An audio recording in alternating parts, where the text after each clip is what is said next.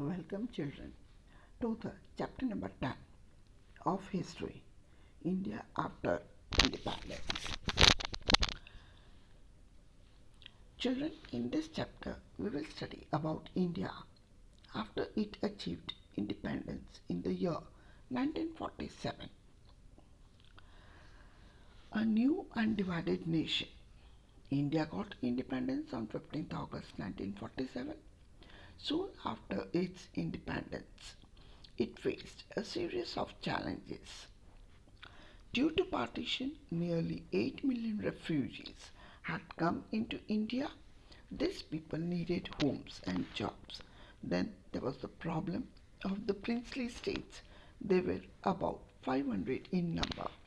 So each Raja or Nawab was persuaded to join the nation. A new political system was to be made in order to serve the country in a better way. So in 1947, India's population was large. There was almost about 345 million people. They were divided into various states, castes, and religions. The language was different, and so were the food habits. It was not an easy thing to make them live together in one nation state.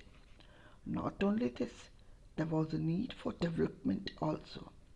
A vast majority of Indians lived in the villages during independence. Farmers and peasants dependent on the monsoon for their survival. So did the non-farm sector of the rural economy. For example, if the crop failed, the barbers, carpenters, and the weavers were not paid for their services. In cities, the factory workers lived in the slum areas, which were crowded and unhealthy. There was no access to education, so unity and development had to go hand in hand. Because if there was no unity among different sections of society, it could result into costlier conflicts. And on the other hand, if development cannot reach everyone, it will create a division between the rich and the poor. So, due to such things, it was decided to write a constitution for the country.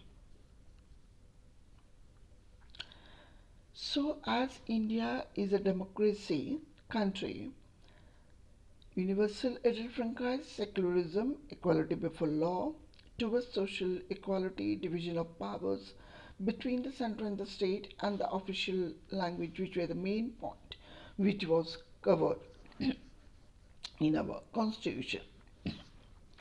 So, a constitution is written. Almost 300 meetings of the Constituent Assembly took place at the New Delhi between December 1946 and November 1949 at New Delhi.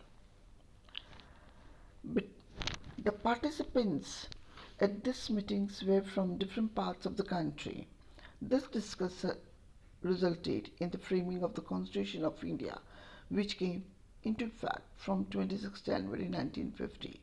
About detail, I have already explained you in the previous chapter of the civics. One feature of the Constitution was universal adult franchise. Now, that is, the right to vote was given to all Indians who were above the age of 21. This was a revolutionary step. It allowed Indians to choose their leaders. In other countries, such as the United Kingdom and the United States, the right to vote was first granted only to the men of property. Then the educated men were added.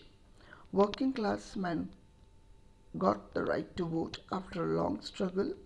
American and British women were granted the right to vote after a long struggle, and whereas India granted this right to every man and woman, irrespective of gender, class, or education.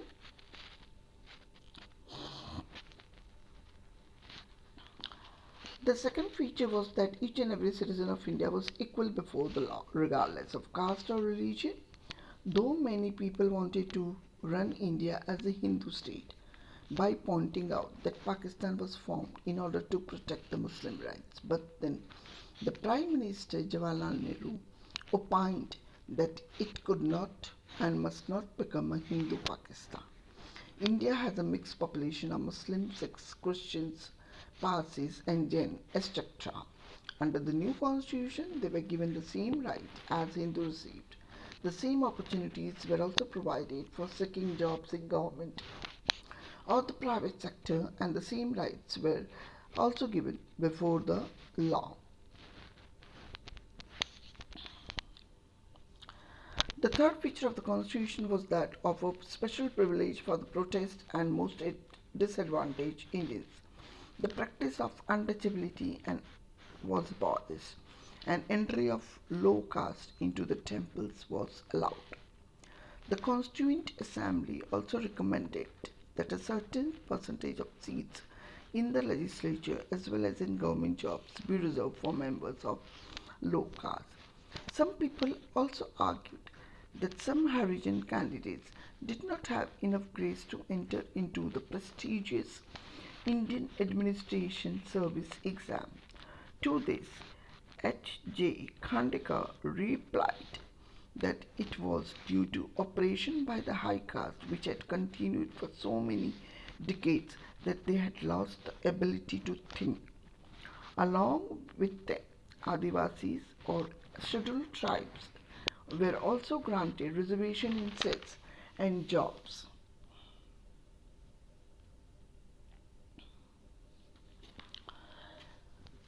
Many days were spent in deciding the distribution of powers among the central and the state government. Some members were of the view that power should be given to the province also, so as to manage the country well, whereas some wanted it to be kept with the center. To balance this claims, three lists of subjects were provided. Union list, it has subjects such as taxes, defense, and foreign affairs, which were the exclusive responsibility of the center. State list, it had education and health, which would be taken care by the states. Concurrent list in this subject, such as forest and agriculture, were included, which were the joint responsibility of both the central and the state government. This already I have explained you in the previous chapter of civics. So now the next concern was related to the language. Many members wanted to replace English language with the Hindi, but some members like T.T. Krishnamachari said that Hindi would be imposed on the South Indians. They would get separated from India. Finally, a compromise was reached in which Hindi was taken as the official language of India and English was to be used in the courts, the services, and the communication between state and another state. Though many people contributed in framing the constitution, but the most crucial role was played by the chairman of the drafting committee, Dr. B.R. Ambedkar. It was Ambedkar under whose supervision the document was finalized. In his final speech to the Constituent Assembly, he said that the political democracy had to be accompanied by economic and social democracy, and according to him, the mere right of voting would not remove the inequality between rich and poor or between upper caste and lower caste. He even added that the new constitution would face some contradictions, such as the constitution provided equality among all and the principles of one man, one vote, and one value, whereas in social life the opposite was practiced. Though problems were being solved step by step, but that doesn't mean that they had ended. The new question that arose was how to form states.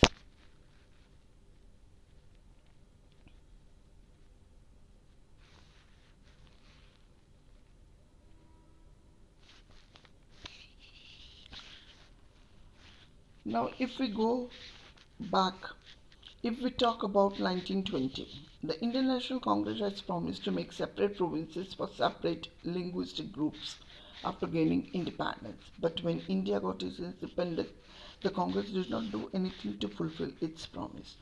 The riots and killings which were seen during partitions were so horrible that Congress decided not to make further divisions on the basis of languages. Both Prime Minister Nehru and Deputy Prime Minister Vallabhbhai Patel were against the creation of linguistic states. As Nehru said, disruptionist tendencies had come to be forced. To check them, the nation had to be strong and united. Or, as Patel added, the first and the last need of India at the present moment is that it should be made a nation. Everything which helps the growth of nationalism has to go forward, and everything which throws obstacles in its way has to be rejected. We have applied this test to linguistic provinces also, and by this test, in our opinion, they cannot be supported. This really disappointed the Kannada speakers, Malayalam speakers, and the Marathi speakers who had been looking forward to have their own states. However, the strongest protest came from the Telugu speaking district of Madras Presidency, who wanted a separate state named Andhra. In 1952 general election, Nehru faced black flags and slogans of "We want Andhra" during his campaigns. So in October 1952, veteran Gandhian named Potti Shriramulu went on a hunger strike demanding the formation of Andhra. He died after 58 days of strike on 15th December 1952. The news of his death widespread, and it was so intense that the government was forced to make a new state named Andhra Pradesh. Now, after this, many other linguistic communities started demanding a separate state.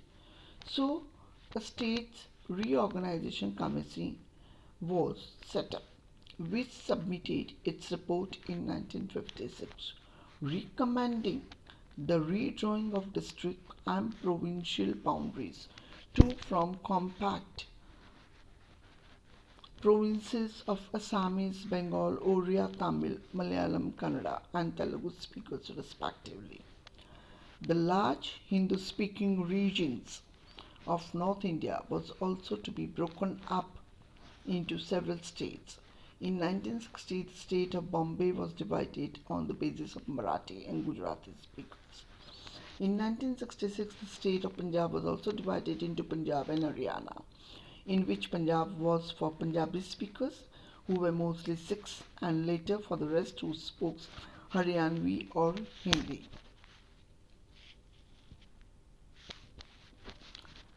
After creating various states and delegating powers between the center and the state, now the country decided to develop itself. For this, rigorous planning was done in order to develop the country.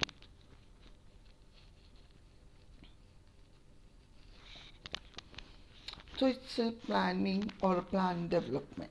The major objectives of the new nations were to lift India and Indians out of poverty and also to build a modern technical and industrial base. A planning commission was set up in 1950 to help in designing and executing suitable policies for economic development. The country wanted to have development with the concept of mixed economy.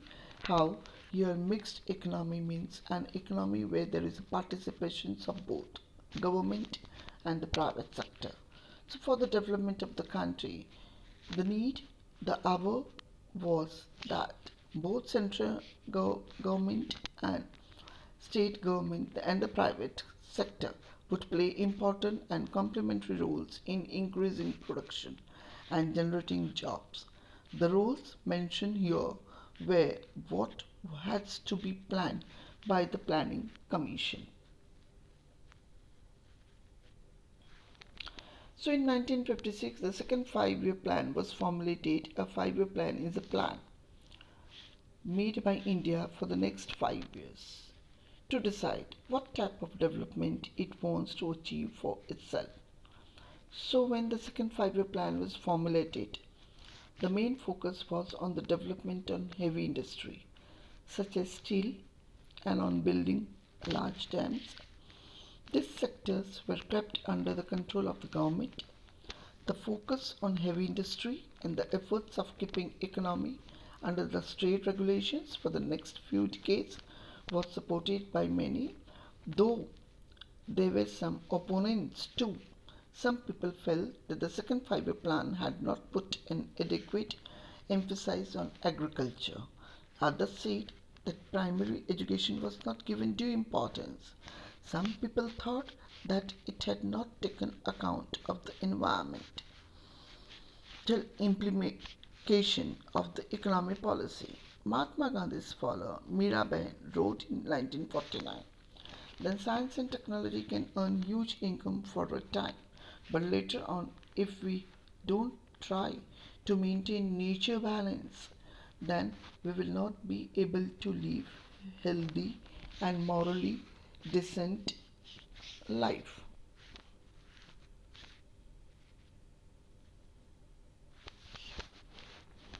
So soon after gaining independence, India had to decide the foreign policy also, as the decade of 1950 to 1960 saw the emergence of the Cold War between the two powers, that is, the USA and USSR.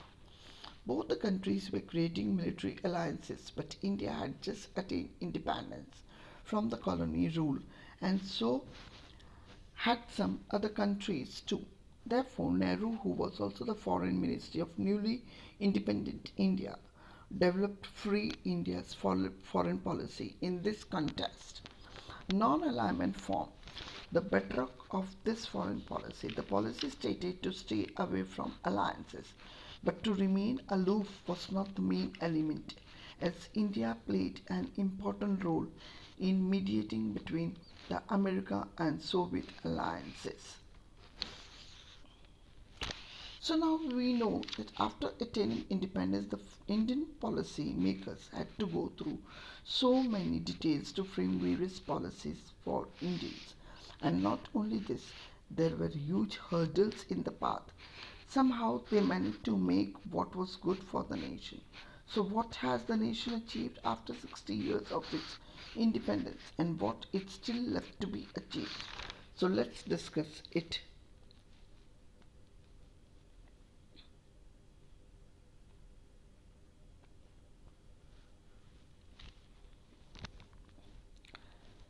The nation 60 year on 15th August 2007, when India celebrated its 60 year of independence, it proudly stood as a united and democratic nation. A democratic nation is a country where the government is by, for, and of the people. Many foreign observers felt that India could not survive as a single country, and it would split into many small countries on the basis of linguistic groups. Others said it would come under military rule, but this did not happen. And the best part is that as many as 13 general elections have been held since independence, and we have a free press as well as an independent judiciary. This means that there is a freedom of speech and expression, and no one can influence the judgment for his her own benefit. The people follow different faiths and speak different languages. This does not come in the way of national unity. On the other hand, deep division persists. Though Dalits or the untouchables were guaranteed equality in the constitution, they still face violence and discrimination. In many parts of rural, and Dalits are still not allowed to use water from the common source, enter temple, parks, or other public places. Not only this, despite the secular ideas enriched in the constitution, still there are classes between different religious groups in many states. Even the inequality between rich and poor had grown over the years. Still, some parts of India and some Indians have benefited from the economic development. They lead a luxurious life as they live in large houses and the children to expensive schools at the same time. Many others still live below this poverty line. The life is miserable. Either they live in an urban slum in remote villages, they can't afford education for their children according to the constitution. Everyone is equal in the eyes of law, but in reality, some Indians were are more equal than others, and we had a very good relations between in the neighboring countries also like Pakistan, Bangladesh, Nepal, Sri Lanka, Bhutan, and Maldives. And with the help of the neighboring countries, we formed the South Asian Association for Religion Cooperation, that is called SHA.